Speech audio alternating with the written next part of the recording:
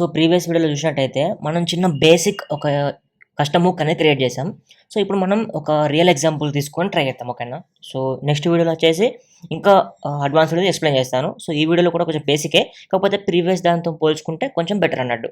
So previous ఏంటంటే చిన్న మనం ఫస్ట్ యూజ్ అదే మనం కస్టమ్ హుక్ ఎలా క్రియేట్ చేయాలని చిన్నగా నేర్చుకున్నాం. సో నేను మెల్లమెల్లగా ఇంకో 2-3 ఎగ్జాంపుల్స్ చెప్తాను మీకు. సో అప్పుడు మీకు క్లారిటీ వచ్చేస్తుంది. సో ఇక్కడ నేను ఇంకొక కౌంటర్ అనేది క్రియేట్ చేస్తాను. సో ఆ కౌంటర్ వచ్చేసి దానికి వచ్చేసి ఇంక్రిమెంట్, డిక్రిమెంట్, రీసెట్ ఈ 3 వాల్యూస్ ఉంటాయి, ఓకేనా? సో అలాంటి ఫస్ట్ ఒకటి క్రియేట్ చేస్తాను. ఆ తర్వాత మీకు సేమ్ లాజిక్ ఎక్కడైతే ఉంటుందో ఆ లాజిక్ని ఎక్స్ట్రాక్ట్ చేసి ఒక కస్టమ్ హుక్ అనేది ఎలా క్రియేట్ చేయాలో ఎక్స్ప్లెయిన్ చేస్తాను మీకు. సో ఇప్పుడు ఫస్ట్ మనం ఇక్కడ ఆ స్టేట్ అనేది ఇంపోర్ట్ చేసుకుంటా, యూజ్ స్టేట్. అండ్ దెన్ ఇక్కడ ఏం చేస్తా అంటే కాన్స్ట్ వచ్చేసి count is equal to something మీకు తెలుసు కదా, సెట్ కౌంట్ ఇలా యాడ్ చేస్తాను. అండ్ ఇక్కడ నేను యూజ్ స్టేట్ ఉపయోగించేసి సో ఇనిషియల్ కౌంట్ 0 పెట్టేసి ఇలా రాస్తాను. సో మనకు కౌంటర్ అనేది ఉంటుంది. సో ఇంక్రిమెంటు, డిక్రిమెంటు, రీసెట్ చేయాలి కదా. సో ఫంక్షన్స్ రాస్తాను నేను ఇక్కడ. సో ఇంక్రిమెంట్ వచ్చేసి ఇలా రాస్తాను. ఎప్పుడైతే మనం ఇంక్రిమెంట్ క్రియేట్ చేస్తామో సో కౌంట్ అనేది +1 అయిపోవాలి.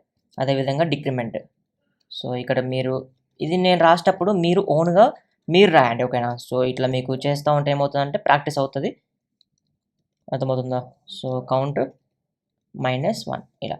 And then reset.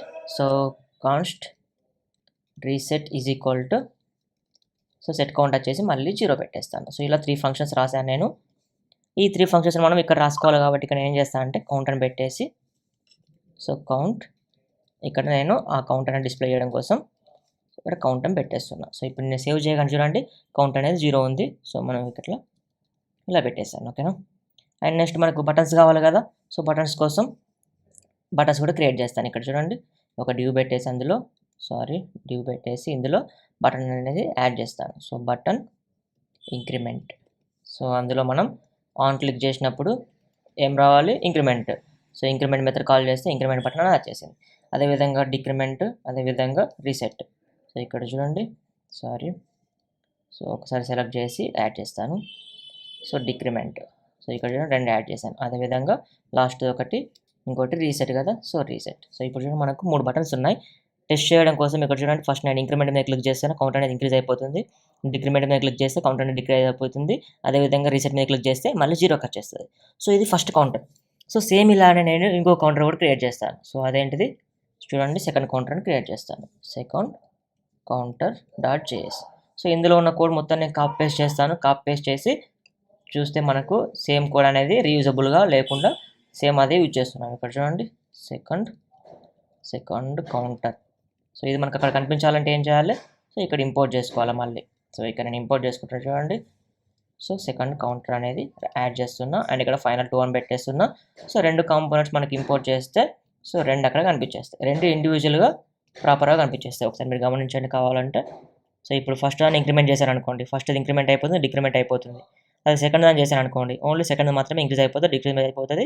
అండ్ దాని ఫంక్షనాలిటీ దానికే, దీని ఫంక్షనాలిటీ దీనికి ప్రాపర్గా వర్క్ అవుతుంది. Okay, no problem.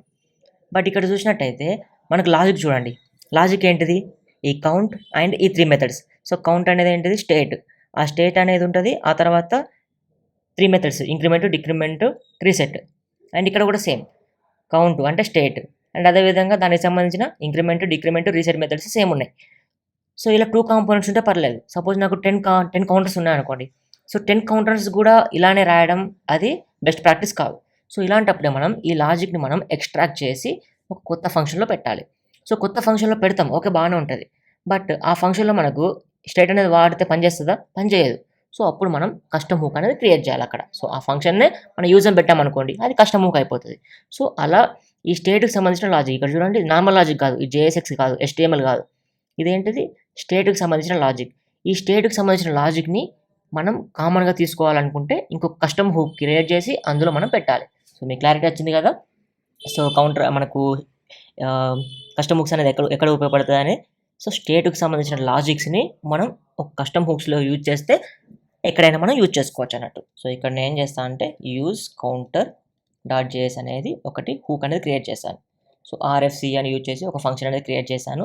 సో మనం ఇక్కడ JSX రాయం కాబట్టి ఇది తీసేస్తున్నా అండ్ రియాక్ట్ కూడా తీసేస్తున్నా, ఎందుకంటే మనం JSX అనేది యూజ్ చేయట్లేం కాబట్టి. సో ఇక్కడ యూజ్ స్టేట్ అనేది ఇంపోర్ట్ చేసుకొని అక్కడ ఉన్న కోడ్ అంతా ఇక్కడ పెట్టేశాను. ఏది మన కౌంట్, సెట్ కౌంట్ ఇవన్నీ ఉన్నాయి కదా అవి. ఆ తర్వాత రిటర్న్ చేస్తాను. ఏం రిటర్న్ చేస్తా అంటే వాల్యూస్ కాదు, ఒక అరే రిటర్న్ చేస్తా. ఓకేనా. సో ఎందుకోసం అంటే మీరు చూసినట్టయితే ఇక్కడ చూడండి, ఇది ఒక స్టేట్. ఓకేనా, ఇది ఒక ఫంక్షన్ స్టేట్ అనేది, యూ స్టేట్ అనేది. ఈ ఫంక్షన్కి ఏం రిటర్న్ చేస్తుంది, మనకు అరే రిటర్న్ చేస్తుంది. ఆ అరేని డిస్ట్రక్చర్ చేసి కౌంట్ సెట్ కౌంట్ అనే దాన్ని మనం ఎక్స్ట్రాక్ట్ చేస్తున్నాం. సేమ్ ఇక్కడ కూడా అంతే, మనం అన్ని పాస్ చేద్దాం. సో కౌంట్, సెట్ కౌంట్ అవసరం లేదు మనకు. సో ఇంక్రిమెంట్, ఆ తర్వాత డిక్రిమెంట్, అదేవిధంగా రీసెట్. సో ఇవన్నీ నేను ఇక్కడ రిటర్న్ చేశాను. సో ఇప్పుడు మనం ఈ స్టేట్ అదేదైతే ఉందో మనకు కస్టమ్ హుక్ని మనం ఇక్కడ ఇంపోర్ట్ చేసుకుందాం. Use counter. సో ఇంపోర్ట్ చేసేసుకొని నేను ఇనిషియల్గా నార్మల్గా మనం ఇక్కడ యూజ్ చేసుకున్న తర్వాత ఇదేం రిటర్న్ చేస్తుందో చూద్దాం. చూడాలనుకుంటే మీరు జస్ట్ కన్సోల్ లాగా చేయొచ్చు. సో ఇక్కడ చూసినట్టయితే కన్సోల్ లాగా కూడా చేసి చూపిస్తాను మీకు. సో ఇక్కడ చూడండి, నేను కన్సోల్ లాగా చేశాను. సో మనకి ఇష్యూ వస్తుంది. ఏం ఇష్యూ వస్తుంది? So count is not defined అని వచ్చేసింది. సో ఇక్కడ కౌంట్ అనేది ఉంది కాబట్టి కౌంట్ ఇస్ నాట్ డిఫైన్డ్ అంటే ఇదంతా HTML కదా. సో అందుకే మనకు ఇట్లా ఇష్యూ వచ్చింది. సపోజ్ ఇప్పుడు నేను రీఫ్రెష్ చేస్తున్నా. సో స్టిల్ మనకు ఇష్యూ వచ్చింది. ఎందుకు? ఒక్క నిమిషం. Count is, increment is. So ఇది సేవ్ చేయలేదు, అందుకే మనకి ఇష్యూ వచ్చింది. ఇప్పుడు చూడండి, ఇక్కడ నేను ఇన్స్పెక్ట్ ఓపెన్ చేసిన తర్వాత, సో ఇది బాటంలో పెడతాను, ఒకసారి మీరు గమనించండి. కన్సోల్లో చూసినట్టయితే మనకేమొచ్చింది చూడండి, అరే ఆఫ్ 4 ఐటమ్స్ వచ్చేసింది. ఓకేనా. సో ఇక్కడ చూడండి, దీని గురించి, ఈ ఎర్రర్స్ గురించి మీరు పట్టించుకోకండి, అవన్నీ ఎందుకు వచ్చేసాయి. సో ఇక్కడ చూడండి, ఇది ఏం రిటర్న్ చేస్తుంది? కౌంట్ రిటర్న్ చేస్తుంది, అండ్ ఇంక్రిమెంట్ కౌంట్, అండ్ డిక్రిమెంట్ది, అండ్ రీసెట్, ఈ 3 ఫంక్షన్స్ కూడా రిటర్న్ చేస్తుంది.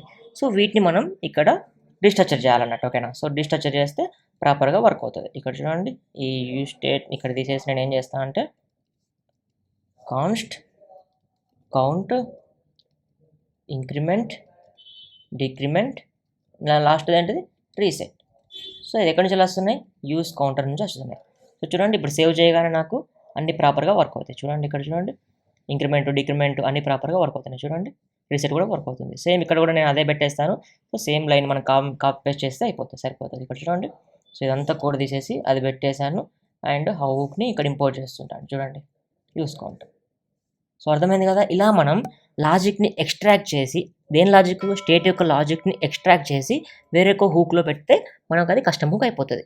సో అర్థమైంది. ఇక్కడ యూస్ కౌంటర్ అనేది మనకు రియాక్ట్లో లేదు, బట్ మన ఓన్గా మనం క్రియేట్ చేసాం. ఇలా మనకు స్టేట్కి సంబంధించిన లాజిక్ని మీరు ఒక దగ్గర రీయూజ్ చేసుకోవాలనుకుంటే ఇట్లా కస్టమ్ హుక్ అనేది కంపల్సరీ యూజ్ చేసుకోవాలి. అండ్ ఇక్కడ ఇంకొకటి చూడండి, మనకు ఇనిషియల్ స్టేట్ వచ్చేసి ఎప్పటికీ 0 ఉంది. అలా కాకుండా మనం పారామీటర్ కూడా పాస్ చేయొచ్చు అన్నట్టు. సపోజ్ ఇనిషియల్ వాల్యూ అని పెట్టాను, అదేవిధంగా ఇక్కడ ఇనిషియల్ వాల్యూ అని పెట్టేస్తాను. సపోజ్ ఇనిషియల్ వాల్యూ మనం పాస్ చేయలే అనుకో, నార్మల్గా ఇట్లా పాస్ చేయాలి. ఓకేనా. సో ఇక్కడ నుంచి 0 కానీ సంథింగ్ అట్లా పాస్ చేయాలి, లేదంటే 10 కానీ 20 అట్లా పాస్ చేయాలి. సపోజ్ నేను పాస్ చేయలే అనుకో, అప్పుడు మనం ఏమవుతుంది? సో ఇక్కడ ఇనిషియల్ కౌంట్ అనేది 0 ఉండాలి కదా. సో ఇక్కడ నేను ES6లో కొత్త ఫీచర్ వచ్చింది అన్నట్టు. అదేంటంటే ఇనిషియల్ కౌంట్ అనేది పాస్ చేస్తే ఇనిషియల్ కౌంట్ అనేది వచ్చేస్తుంది, పాస్ చేయకపోతే బై డిఫాల్ట్గా 0 అని ఉంటుంది. సో ఇప్పుడు చూడండి, ఫస్ట్ దానికి ఇనిషియల్ కౌంట్ నేను పాస్ చేయలేదు ఇక్కడ చూసినట్టయితే, అందుకే మనకు 0 ఉంది. సెకండ్ దానికి పాస్ చేశాను, అందుకే మనకు 10 ఉంది. అండ్ నెక్స్ట్ ఇంకొకటి ఏంటంటే రీసెర్చ్ చేసినప్పుడు ఇనిషియల్ కౌంటే ఉండాలి. ఓకేనా. సో ఇప్పుడు సెకండ్ దాన్ని మనకు రీసెర్చ్ చేసినప్పుడు కూడా 10 అనేది ఉండాలి, అందుకోసం అట్లా పెట్టేస్తాను. ఇప్పుడు చూడండి, డిక్రిమెంట్ చేస్తున్నా, ఆ తర్వాత రీసెట్ చేస్తే అయిపోతుంది. ఇంక్రిమెంట్ చేస్తున్నా, డిక్రిమెంట్ చేస్తున్నా, ఆ తర్వాత రీసెట్ చేస్తే మళ్ళీ 10కి వచ్చేస్తుంది. సో అర్థమైంది కదా. ఇలా మీరు కస్టమ్ హుక్స్ అనేది క్రియేట్ చేసి యూజ్ చేసుకోవచ్చు. ఇందులో మీకు ఎక్కడ డౌట్ ఉన్నా, ఎక్కడ స్ట్రక్ అయినా కింద కామెంట్ సెక్షన్లో కామెంట్ చేయండి. సో అక్కడ నుంచి మీకు రిప్లై అనేది ఇస్తాను నేను. నా వీడియోస్ కనుక మీకు నచ్చినట్టయితే సో ఆ వీడియోకి ఒక థమ్స్ అప్ ఇవ్వండి అండ్ షేర్ చేయండి. So it really motivates me, and subscribe చేయండి సో దట్ నాకు ఇంకా ఎక్కువ వీడియోస్ చేయాలనిపిస్తుంది. Thank you.